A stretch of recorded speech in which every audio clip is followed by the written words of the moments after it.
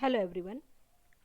In this video we will be discussing about the another approach, that is manpower approach. So as the word says, that we are going to focus on the human resources, wherein the manpower, we are discussing human being as one of the important resources. So we are going to see that in this approach we are giving more importance to the manpower. And when we are using this manpower approach for educational planning, here also we have certain basic assumptions which underlie this approach. And these basic assumptions are, the main assumption is that the modern production system needs educated workers trained in the appropriate skills, and that the skill demands are elastic and grow and change with technological, economic and social developments. So what is this saying is that in the modern system, so whenever you want to enhance your production for the building up your nation, then you need certain educated and trained workers. Fine. And these people are going to contribute to your national income. So the if we know that economy demands two types of people for their jobs. One is trained and skilled manpower. So these people are in the medicine we need lawyers, we need teachers. So they are very trained, and these are the skilled manpower which we need. Another is for certain clerical job, they need not be that trained, but they should have some kind of basic education so that they can go for the general education.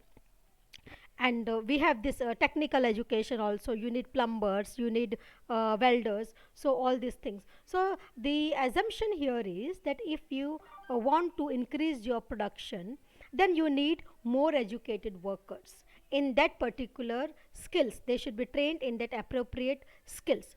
And we also know that these skill demands are elastic, so that keeps on growing. Like as I say, today you need more doctors. In future you may not be having that demand of the doctors same. Similarly, if you see that long back the MBAs were having a high demand. Now most of the MBAs are sitting at home. Even within the same profession, the kind of technological skills which is needed, that also would have changed with the change in the technology, with the change in the economic and social developments. Like now in the future teachers, this ICT is very important. Had you ever thought of that, teachers should be trained in this screencast-o-matic and all this kind of trainings few years back? But see how these things have changed. Now we all teachers have entered into this online teaching. We were not knowing about this video recording, we were not knowing about this, but now we are getting trained into it. So there is a change in the demand. Manpower is same, you need teachers, but within the teachers also the kind of skill which is needed also keeps on changing. So this is the assumption of the manpower approach. Like if suppose for example, if I take the teacher education, we were never trained in this kind of technological things. We were trained about teaching skills and all. But don't you think that now in future, when this in this teacher education, in this B.Ed course, this ICT will become an important component. Now you will not find any teacher who is not trained into ICT.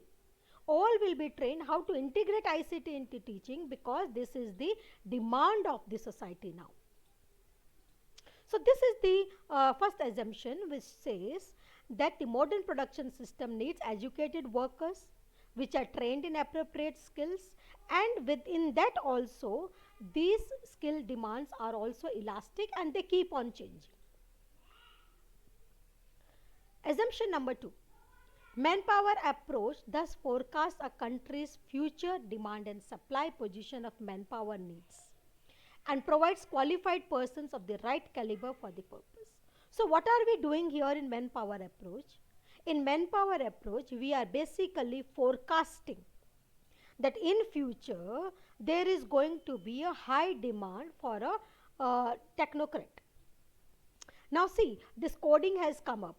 fine. You must have seen so many advertisements, make your child learn coding will be an important part of future. And even if you see, the government has said that they will be introducing this coding as one of the important component in the schools from the class 6. So coding will now become an important component. This artificial intelligence, that is becoming an important concept which will be included in the school education. Why do you think we are including? Because we think that there is a future need. So here in this manpower approach, you are basically forecasting the demand and supply. In future, we are going to need people who are trained in coding. Fine. So we need to talk about the supply. So you are now expecting, you are now predicting that in future we will need 100 teachers. So accordingly, now you should work for the supply of teachers. So how will you supply? Now you will admit those number of teachers in your teacher training program. Suppose if you want more of doctors, fine. So the 10,000 doctors are needed in future. So what will you do? You will see to it that you are training 10,000 doctors and you are bringing this, bridging this supply and demand position. So you will open up more medical colleges, or you will increase these seats if needed. So it harmonizes the manpower planning with educational planning. So here, you are seeing to it, and that there will be a demand, and accordingly the supply has to be given, and you are taking this into consideration in your educational planning, that in future we need to open up more medical colleges, and we need to give more financial support for this kind of institutions. It eliminates imbalance in labor market and keeps manpower demand supply of all types balanced. So what is the assumption? That you will not face any such crisis, that you need a labor but you are not finding it. This assumes that there is going to be balance. If you need 10,000 teachers, there will be 10,000 teachers available. If you need more of this electrician, the electricians will be available. If you need doctors, the doctors will be available. So this is the assumption behind manpower approach, that if we are following this manpower approach, we are training or educating only those many people which are needed in the society. Next assumption, manpower planning emphasizes that education should be linked with jobs. So if you see, we are here talking about that this education in relation with jobs. Like as I said, we need teachers, so in B.Ed we will admit those many teachers. We need electricians, so we will be giving the electrician. We are assuming that if you are undergoing B.Ed, you are definitely going to become a teacher. We are assuming that if you are undergoing an electrician, you are definitely going to serve as an electrician. So we are emphasizing, what we are assuming is education is directly linked with the jobs. So if 180 students are admitted in B.Ed, that means we will have 180 teachers being coming out from the college. So this approach supports vocationalization of education, because we are linking it with job. So we are actually supporting the vocationalization. If there are more electricians, if there are more welders, and that will lead to they will add to that particular type of profession. Multi-purpose educational courses, trade courses, and selective higher education, because we are linking every education with the job. B.Ed related to is equivalent to number of teachers. BE in computer science is equal to the computer engineers. So if 100 students enter into computer education, that means 100 computer engineers. If 10 coming to electrician course, then 10 will be the electrician. So in this way, we are dealing, when we are going for the manpower approach, that each education is equivalently linked with the job. 10 teachers entering into training means there will be 10 teachers outside. So we are linking all types of education with a particular type of job. It emphasizes a thorough study of occupational changes and technological progress, as well as rise in educational standards. So if we are following this manpower approach, then we should also study the occupational changes and what are the technological progress which is being done, so that we can give the education as per that standard. Like example, when I was talking about teachers. So as we know that because in future we need the teachers who are techno savvy, who can do online teaching. So that has to be incorporated. Fine. So whatever occupational changes are there, like if there is some kind of like as I said, if you are talking about the engineering, then this artificial intelligence should become a component. So you should now see to it that as the technological progress is taking place, similarly in the education also that component should enter. Like this robotics was not taught as a school subject earlier, but now that has become one of the important component in the science education, because that is needed. So you are emphasizing here that whenever there is any occupational changes or any technological progress, that should also be considered in your educational component. It provides the best man for a particular job, but it should also find out the best job for each man. So here, that is, for each person there is a job. Fine. So you are giving the best man for a particular job because he is competent. He has undergone all kind of educational inputs which are needed as per the changes in the society. So he is the best man for a particular job. At the same time, manpower approach also talks about best job for each man. Each man should have a job. Nobody should be sitting idle, because it assumes that we have trained you in this because there was a demand. And because there is a demand, you should get a job. Fine. Next assumption is it is linked with the employment situation, since people expect to earn a living commensurate with their educational attainments. So we all know that we are thinking that whatever education we need a job which is equivalent to our educational attainment. You will not do a certain kind of job which is not as per, like I am a PhD, I will not do this job, I am a doctor. Fine. So you are always looking for a job which is equivalent to your educational attainment. So here, because it is linked with the employment situation, that means you will earn your living as per your educational attainment only. Fine. So if you are a PhD, you will get the job as per your PhD, and if you are just a master, you will get the job as per that, and you will be paid equivalent to your degree. So these are the assumptions on which manpower approach is based. So this is also known as human resource development approach. As I said, human resource development approach. Human resource. Human is considered as a resource. When does a human become a resource? He becomes a resource when he is trained in a particular skill. Every human being is not a resource. You only become a resource when you have certain skills, when you have certain abilities which will help you in contributing to the society. So that's why we call it as a human resource development approach, because what are we doing here? We are identifying that these many people are needed for this job, and then accordingly we are giving you training now.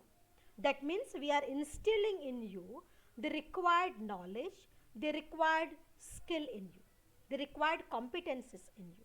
So now you become a human resource. So now you are a resource for the society.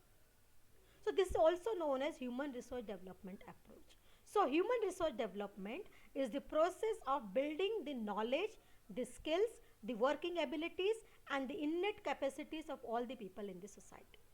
So if you are undergoing that process of education, suppose if you are coming for an course, आप एक teacher बनने आए, fine. So I am instilling all those abilities which are needed for a teacher.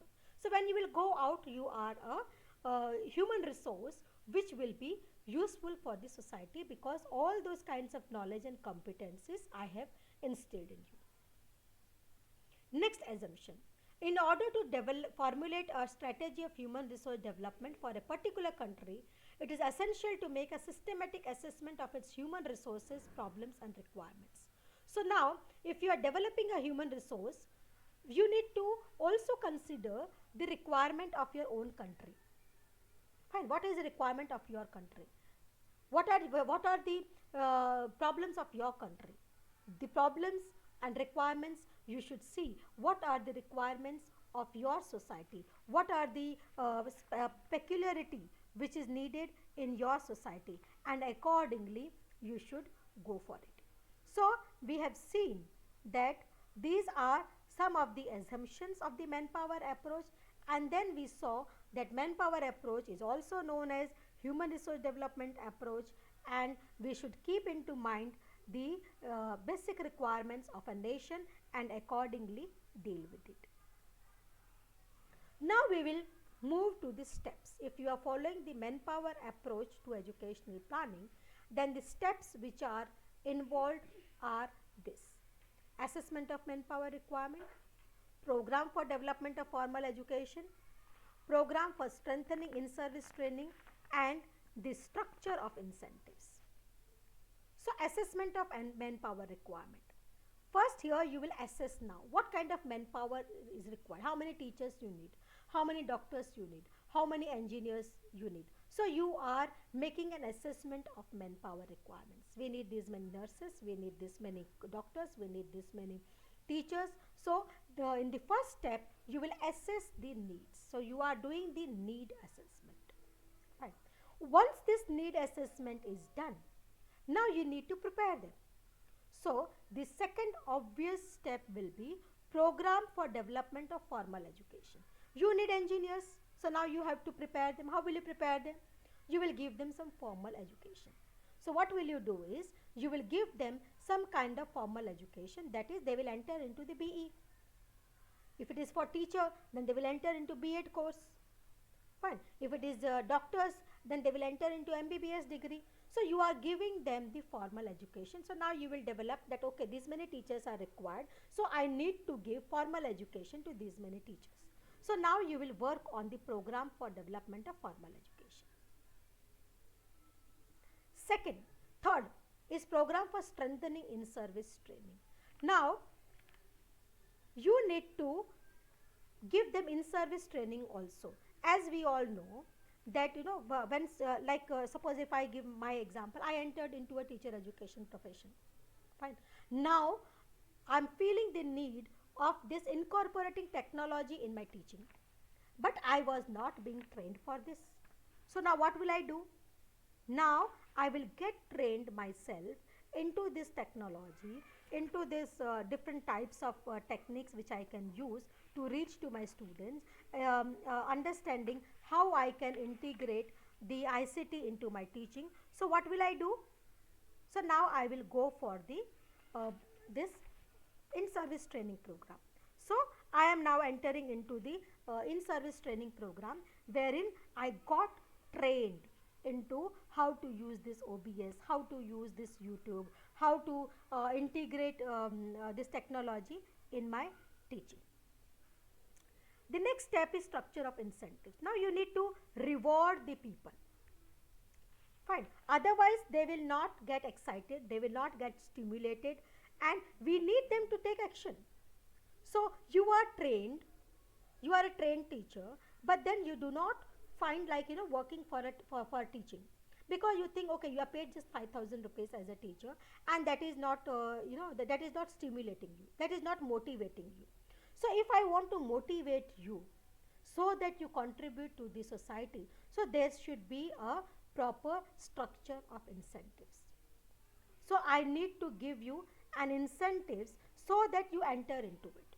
There is a need for teacher, but people are not coming for teaching because the teacher are not paid that much. Fine, but then you are following the manpower approach. You want that people should come for it because there is a need of the teachers, and you want to give that much supply. So, what will you do? You will give incentives.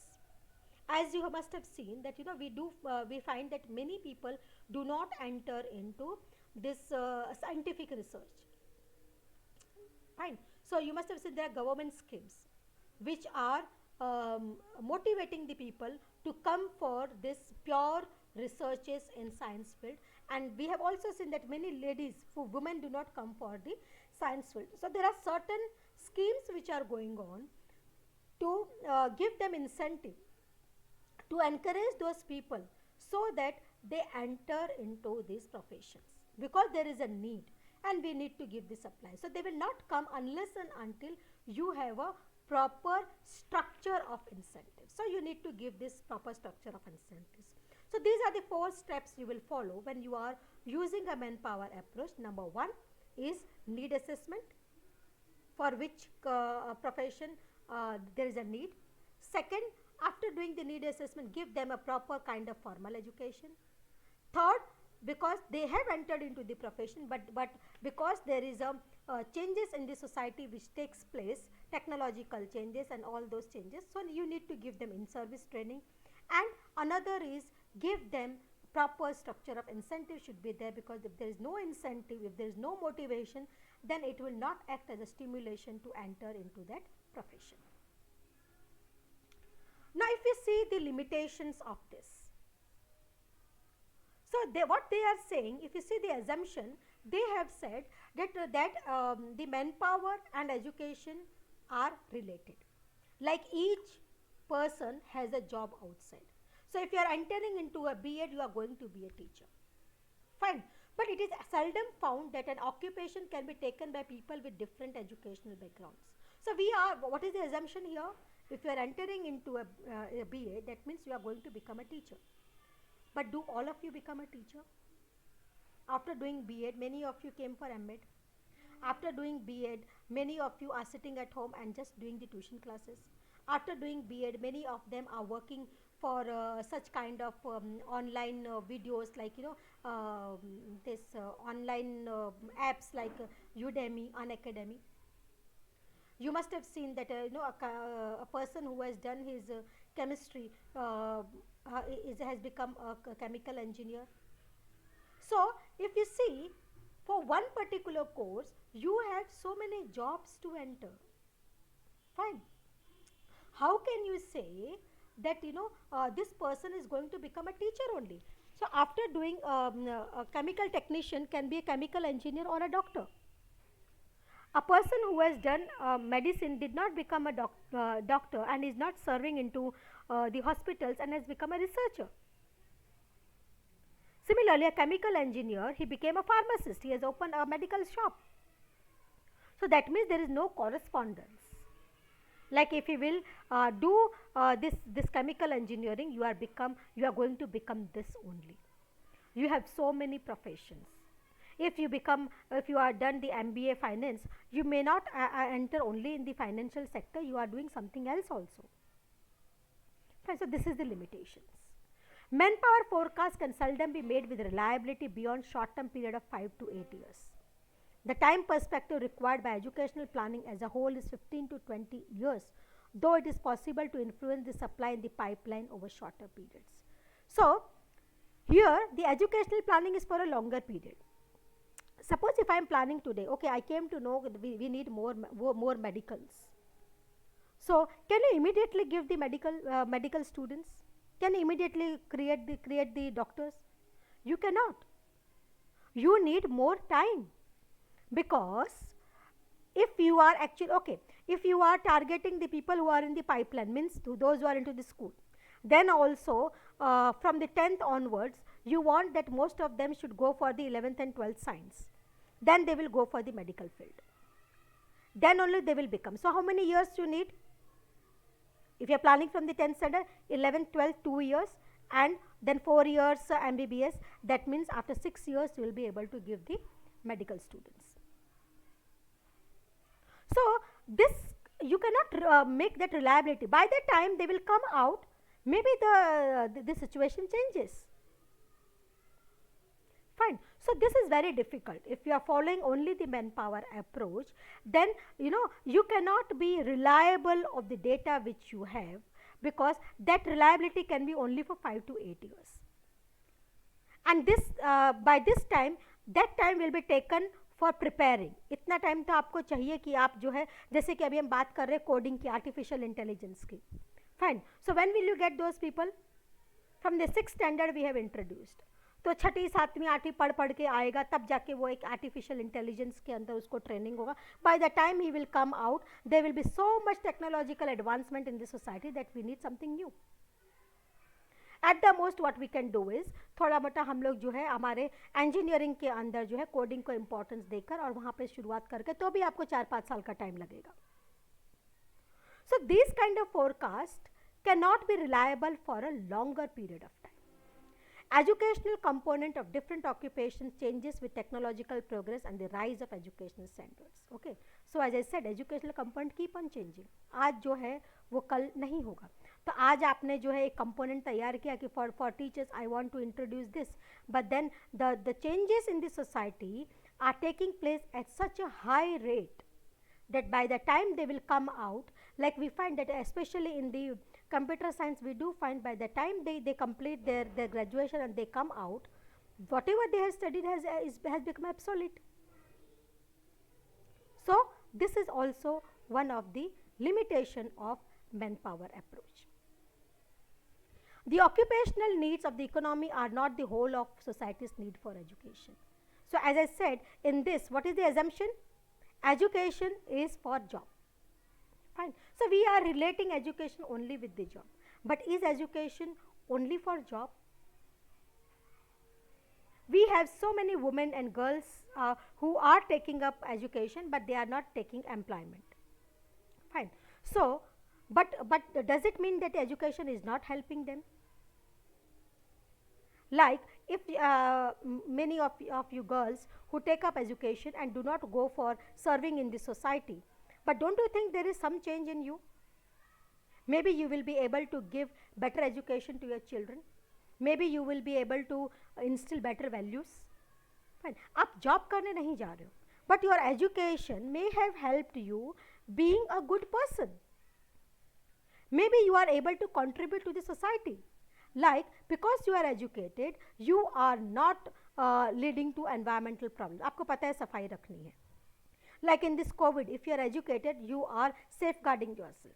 You are educated and you think that you have certain responsibilities towards your society, और आप बाहर जाके लोगों को aware कर रहे हो कि भी मास्क पहनना चाहिए, ये सब कर रहा है, but you are not contributing the way manpower approach is saying. But isn't this contribution also needed? And how you got this? Because you are educated. You understand your role as a citizen of India. You understand that you can contribute this way. So if it is a woman, she is making her children study well. She is contributing in their value system. She is helping in giving the society a good citizens. So manpower approach is neglecting all this. It is only talking about education with respect to the job. It makes no provision of social minimum. That is, here they are not talking about ki minimum compulsory elementary education should be there, adult education should be there, literacy campaign should be there, because they are equating education with job only. So if they are equating education with job, that means there is no scope for this literacy campaign. There is no scope for the adult education, because these adults are not going to now contribute in the job. So these kind of social minimum which are needed, that is not taken care of if you are talking about manpower approach. तो अगर आप manpower approach को use करोगे तो इनकी कहीं पे भी जगह नहीं है. In spite of all precautions that might be taken, imbalances of manpower demand and supply relationships are bound to occur in democratic societies. आप कितना भी इसको full proof बनाने की कोशिश करें, आप कितना भी manpower requirement को जो है किसी भी equation से निकाल लें and you give them, still there is going to be a imbalance. तो ये जो assumption है कि we are going to create equal, कि 100 टीचर है तो 100 टीचर हम देंगे, 100 डॉक्टर की जरूरत है 100 डॉक्टर हम देंगे, आप कितना भी checks and balances लगा लें, this is not going to take place. But it does have certain advantages also. Reduces the wastage of able persons in society. So because it is assuming that everybody will get employment if they are trained. So that means wastage will not be there. All people who are capable are utilized. Strengthens and improves institutions through which people are educated and trained, because they know that they are going to get absorbed. so they will be more interested. सबको पता है कि उनको जो है job मिलने वाला है. Fine. So that will strengthen the institution. Otherwise क्या होता है कि ओके कुछ करने के बाद जॉब तो नहीं मिलने वाला है. So that kind of the dropouts will be there, but here it is ensured if you are following the manpower approach. Expand supply of young people who are educated and trained for professional and scientific work. Fine. So there will be supply of more people who are educated because they know that they are going to get the job. Better utilization of highly trained manpower. Everybody is utilized. There is no underutilization and there is no wastage. It is an indispensable instrument for achieving improved knowledge in the human resources field, which is needed for the social and economic development of the country. So this can be one of the important tool for the development of the society. So with this we end up with the manpower approach. So we have seen that manpower approach has its criticisms and advantages also, but looking to its criticism, it is for sure that this is not a foolproof mechanism. We cannot use manpower approach alone, neither we can use the social demand approach alone. So somewhere we have to bridge the gap. We have to take certain points from all the approaches, and the mix of the approaches will only help us. Only single approach will not be sufficient for this.